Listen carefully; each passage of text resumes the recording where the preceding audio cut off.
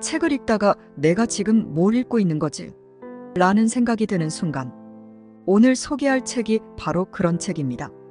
이 복잡함 속에 숨겨진 놀라운 비밀을 함께 파헤쳐 보겠습니다. 과연 이 책이 왜 노벨문학상을 받았을까요? 함께 알아봅시다. 100년 동안의 고독은 1967년에 출판된 이후 전 세계적으로 엄청난 사랑을 받았습니다.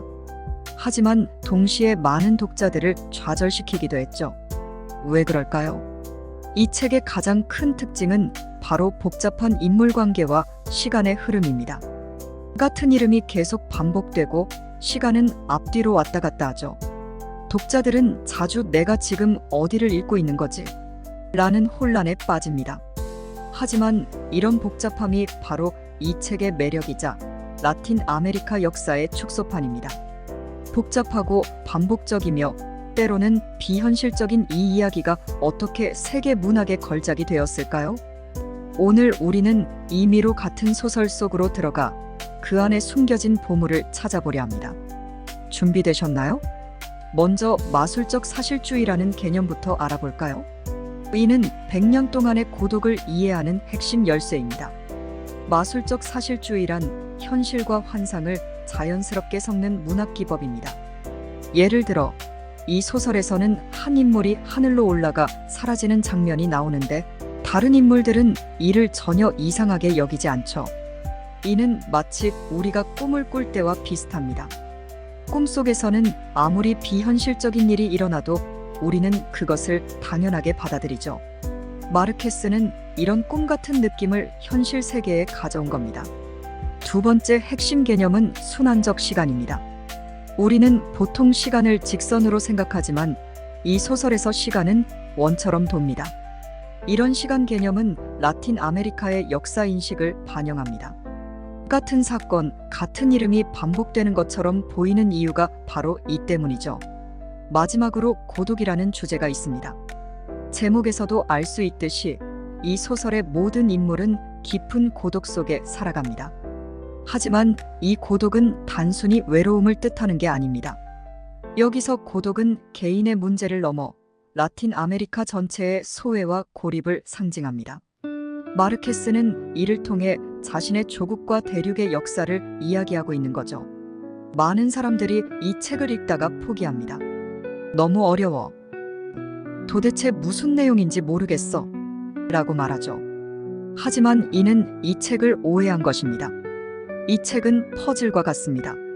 처음에는 모든 조각이 흩어져 있어 무질서해 보이지만 천천히 조각을 맞추다 보면 아름다운 그림이 나타나죠. 중요한 것은 세부적인 줄거리가 아니라 그 속에 담긴 감정과 분위기입니다. 마치 꿈을 회상하듯이 전체적인 느낌을 음미하며 읽는 것이 이 책을 즐기는 방법입니다. 또한 이 책이 단순한 가족사라고 생각하는 것도 오해입니다. 이는 한 가족의 이야기를 통해 라틴 아메리카 전체의 역사와 정체성을 탐구하는 웅장한 서사시입니다. 자, 이제 이 세 가지 핵심 개념이 어떻게 연결되는지 살펴볼까요? 마술적 사실주의는 현실과 환상의 경계를 허물어 시간의 흐름을 자유롭게 만듭니다. 이로 인해 과거, 현재, 미래가 뒤섞이면서 순환적 시간이 만들어지죠. 예를 들어 소설의 시작 부분에서 군인들의 총살 장면이 나옵니다. 이 장면은 소설의 끝부분에서 다시 등장하는데 이때 독자들은 이 사건이 미래에 일어날 일이라는 것을 깨닫게 됩니다. 이런 시간의 순환은 등장인물들에게 숙명처럼 느껴집니다. 그들은 자신의 운명을 바꿀 수 없다고 생각하며 이로 인해 깊은 고독에 빠지게 되죠.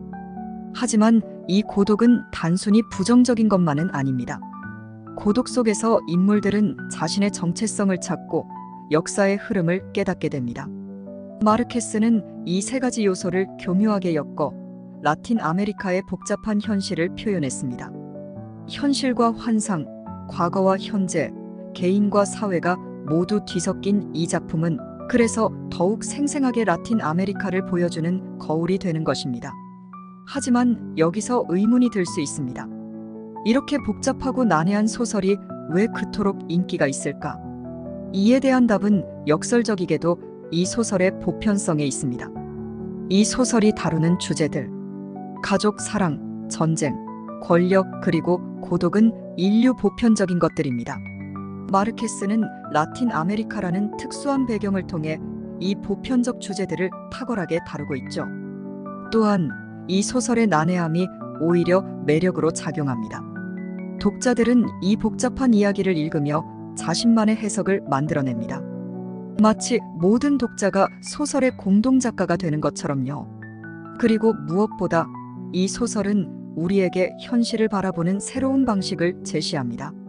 현실이 단순하고 명확한 것이 아니라 복잡하고 모호할 수 있다는 것, 그리고 그 속에서도 아름다움과 의미를 찾을 수 있다는 것을 보여주죠.